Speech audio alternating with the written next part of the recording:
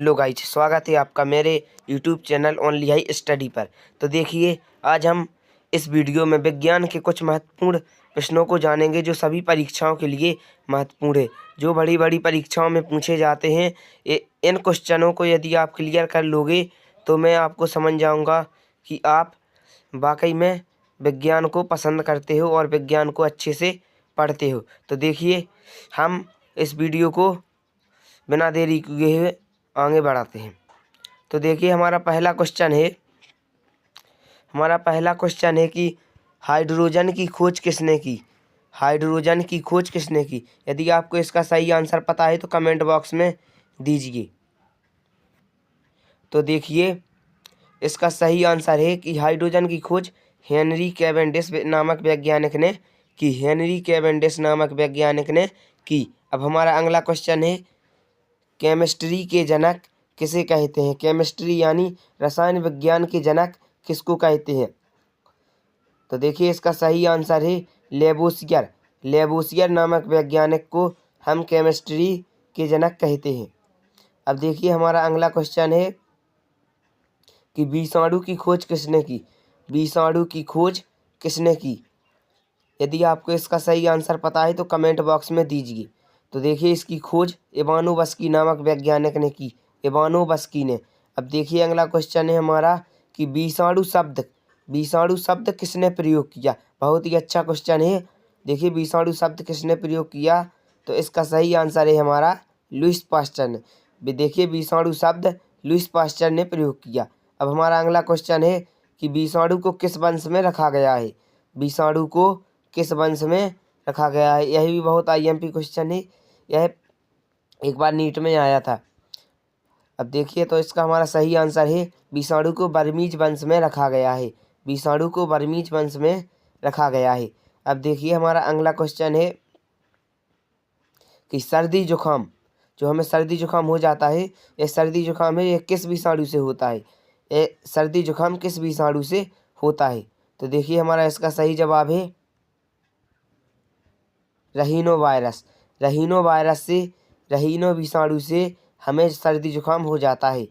अब देखिए, हमारा अगला क्वेश्चन है कि डेंगू किस विषाणु से होता है।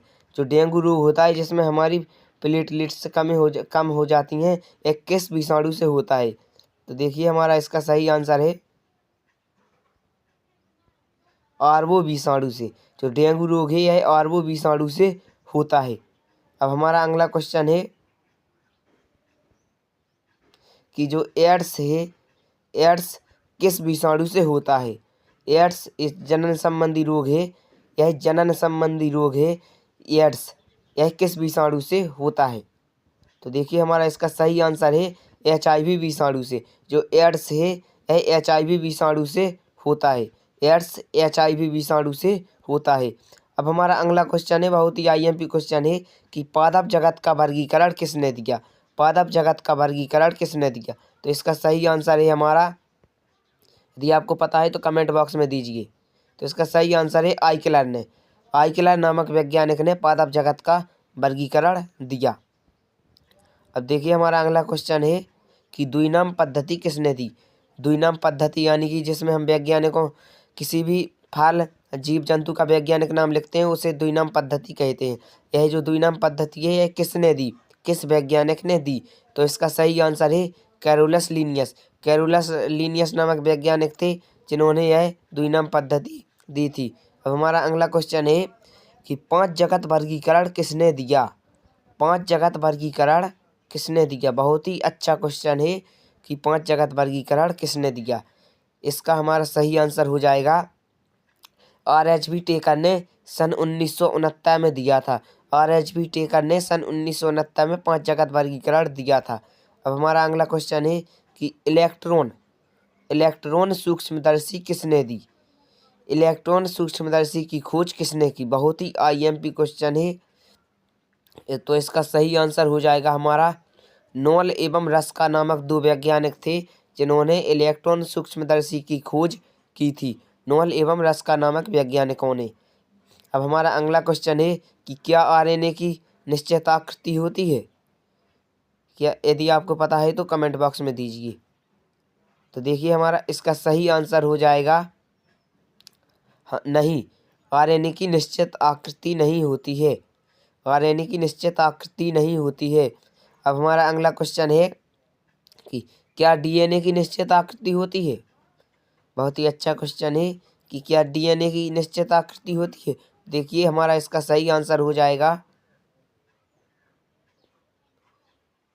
हाँ, DNA की निश्चित आकृति होती है। DNA की निश्चित आकृति होती है जो कोश केंद्रक में पाया जाता है। अब हमारा अगला क्वेश्चन है केवल प्रोटीन के बने होते हैं वे कौन से जीव हैं जिनका शरीर केवल प्रोटीन का ही बना होता है। तो देखिए हमारा इसका सही आंसर हो जाएगा प्रियोन्स। जो प्रियोन्स जीव हैं यह केवल प्रोटीन के बने होते हैं। अब देखिए हमारा अगला क्वेश्चन है कि किण्वन जो क्रिया होती है, किण्वन सड़ने की क्रिया, इसकी खोज किसने की। किण्वन जिसे हम सड़ने की क्रिया कहते हैं जिसमें अनॉक्सी शोषण होता है, इसकी खोज किसने की। तो देखिए हमारा इसका सही आंसर हो जाएगा लुईस पास्चर।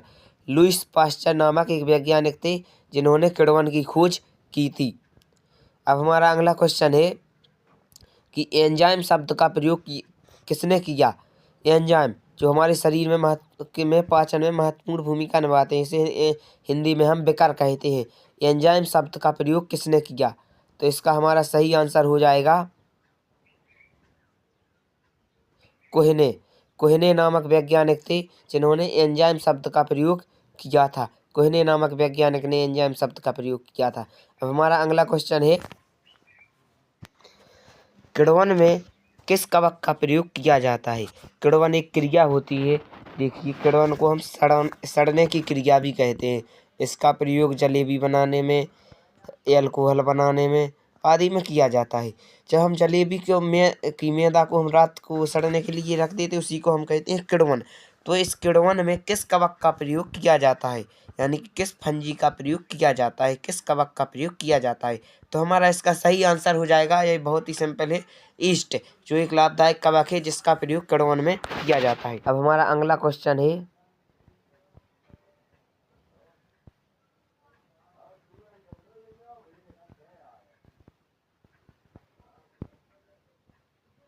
जीवाणु की खोज किसने की। जीवाणु की खोज किसने की, यह बहुत ही IMP क्वेश्चन है। जीवाणु की खोज किसने की। तो देखिए हमारा इसका सही आंसर हो जाएगा, इसका सही आंसर है एंटोनी वॉन ल्यूवेनहॉक ने। एंटोनी वॉन ल्यूवेनहॉक ने जीवाणु की खोज की थी। ल्यूवेनहॉक ने जीवाणु की खोज की थी। इन्होंने अब खुद के द्वारा बनाई गई सूक्ष्मदर्शी से की थी। अब हमारा अगला क्वेश्चन है कि जीवाणु शब्द किसने दिया। जीवाणु शब्द किसने दिया, बहुत ही अच्छा क्वेश्चन है। ये कई बार परीक्षा में पूछा जाता है कि जीवाणु शब्द किसने दिया। तो इसका सही आंसर हो जाएगा एरनबर्ग। एरनबर्ग नामक वैज्ञानिक थे जिन्होंने जीवाणु शब्द का प्रयोग किया था। अब हमारा अगला क्वेश्चन हो जाएगा कि जीवाणु विज्ञान के जनक किसे को कहा जाता है, यानी कि बैक्टीरिया साइंस के जनक किसको कहा जाता है, फादर ऑफ बैक्टीरिया साइंस। तो इसका हमारा सही आंसर हो जाएगा ल्यूवेनहॉक। एंटोनी वॉन ल्यूवेनहॉक ने जीवाणु विज्ञान के जनक हैं। इनको जीवाणु विज्ञान का जनक कहा जाता है। अब हमारा अगला क्वेश्चन हो जाएगा कि आधुनिक जीवाणु विज्ञान के जनक कौन है। आधुनिक जीवाणु विज्ञान के जनक कौन है। तो इसका हमारा सही आंसर हो जाएगा, इसका सही आंसर है रॉबर्ट कोच। रॉबर्ट कोच नामक वैज्ञानिक थे जिन्हें आधुनिक जीवाणु विज्ञान का जनक कहा जाता है। अब हमारा अगला क्वेश्चन है कि सबसे छोटा जीव कौन है। सबसे छोटा जीव कौन है, इस संसार में सबसे छोटा जीव कौन है। तो इसका सही आंसर हो जाएगा हमारा, यदि आपको पता है तो कमेंट बॉक्स में दीजिए, माइकोप्लाज्मा। इसका सही आंसर है माइकोप्लाज्मा। यदि आपको ये क्वेश्चन नोट करने हैं तो वीडियो को पॉज कर लीजिए, यानी कि रोक लीजिए। अब देखिए अगला क्वेश्चन है सबसे बड़ा जीव कौन है। सबसे बड़ा जीव कौन है। हेलो मित्रों, प्लीज़ इस चैनल को सब्सक्राइब कीजिए, आप लोग सपोर्ट कीजिए जिससे मैं और ऐसे ही वीडियो लाता रहूं। तो इसका सही आंसर हो जाएगा नीली व्हेल। जो व्हेल मछली होती है उसे सबसे बड़ा जीव कहा जाता है। सबसे बड़ा जीव है वह इस संसार का नीली व्हेल। अब हमारा अगला क्वेश्चन है कि जीवाणु की कोशिका भित्ति किसकी बनी होती है। जीवाणु की कोशिका भित्ति किसकी बनी होती है? तो इसका हमारा सही आंसर हो जाएगा पेप्टिडोग्लाइकेन। पेप्टिडोग्लाइकेन की जीवाणु की कोशिका भित्ति बनी होती है, यानी कि प्रोटीन प्लस ग्लूकोज की उसकी कोशिका भित्ति बनी होती है जीवाणु की। अब हमारा अगला क्वेश्चन है कि विषाणु की कोशिका भित्ति किसकी बनी होती है। विषाणु की कोशिका भित्ति किसकी बनी होती है? तो इसका हमारा सही जवाब हो जाएगा न्यूक्लियो प्रोटीन, यानी कि न्यूक्लिक अम्ल प्लस प्रोटीन दोनों की विषाणु की कोशिका भित्ति बनी होती है। न्यूक्लियो प्रोटीन की जीवाणु की कोशिका भित्ति बनी होती है। अब हमारा अगला क्वेश्चन हो जाएगा कि कवक की कोशिका भित्ति किसकी बनी होती है। कवक की कोशिका भित्ति किसकी बनी होती है? तो इसका सही जवाब है